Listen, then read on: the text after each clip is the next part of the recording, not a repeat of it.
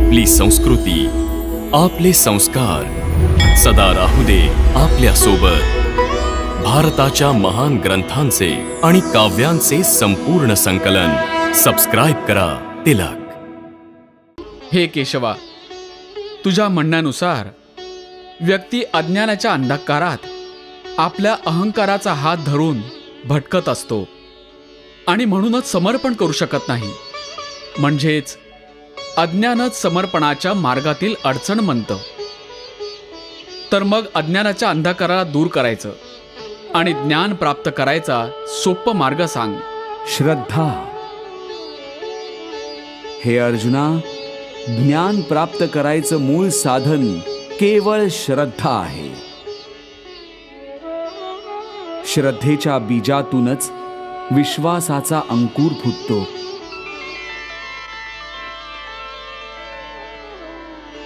आणि आस्थेचं रोपटं फुलायला लागतं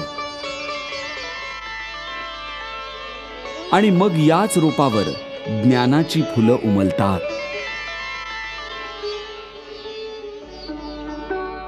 हे शिवशंकर, भगवान श्रीकृष्ण भक्तीऐवजी श्रद्धेला अधिक महत्त्व का देत आहेत? देवी, श्रद्धेशिवाय भक्ती कशी घडू शकते? श्रद्धेतच तर भक्तीचं बीज आहे। मनुष्यासाठी श्रद्धाच ते दिव्य नेत्र आहेत, ज्याद्वारे एक आंधळा मनुष्यही भगवंताच्या स्वरूपाचं दर्शन करू शकतो। ती श्रद्धाच तर आहे जी मनुष्याला एका पाषाणाच्या मूर्तीतही भगवंताचं दर्शन घडवते।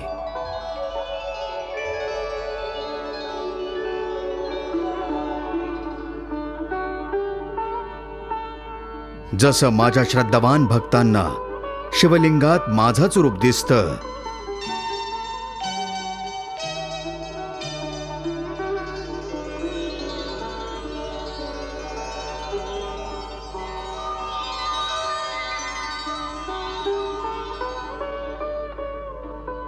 परंतु एका नास्तिकाला तो केवळ एक दगडाचा तुकडाच वाटतो।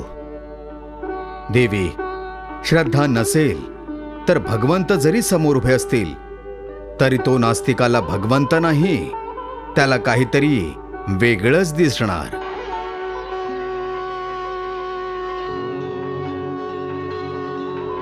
श्रद्धा तो सरळ आणि सोपा मार्ग आहे जो मनुष्याला प्रेम आणि शांतीकडे घेऊन जातो। कारण श्रद्धेमुळेच मनुष्य निष्ठावान बनतो आणि ज्या मनात श्रद्धा नसेल ते मन संशय आणि संदेहाच्या अंधकारात अशा प्रकारे भरकटतं की नाही त्यांना या लोकात सुखाचा मार्ग सापडतो आणि नाही परलोकात त्यांना शांतीची प्राप्ती होते। ज्या मनात श्रद्धा नसेल तिथे शंका असते, जसं की जिथे उजेड नसेल तिथे अंधार असतो। ना श्रद्धा असेल नाही आस्था असेल तर मग मनुष्य आस्तिक राहणार नाही, नास्तिक बनून जाईल आणि तो कदापि सुखी होऊ शकणार नाही। हे अर्जुना, संशयाच्या अंधाराला ज्ञानाच्या प्रकाशाने जो नष्ट करतो आणि ज्ञानातून मिळालेल्या बुद्धीच्या साहाय्याने जो स्वतःला समर्पित करतो त्याला कर्म बांधू शकत नाही। म्हणून हे पार्था, अज्ञानामुळे जो संदेह तुझ्या मनात उत्पन्न झाला आहे त्याला ज्ञान आणि विश्वासाच्या तलवारीने कापून आपल्या कर्मरूपी युद्धासाठी कंबर कसून उभा राहा। वाह प्रभू वाह।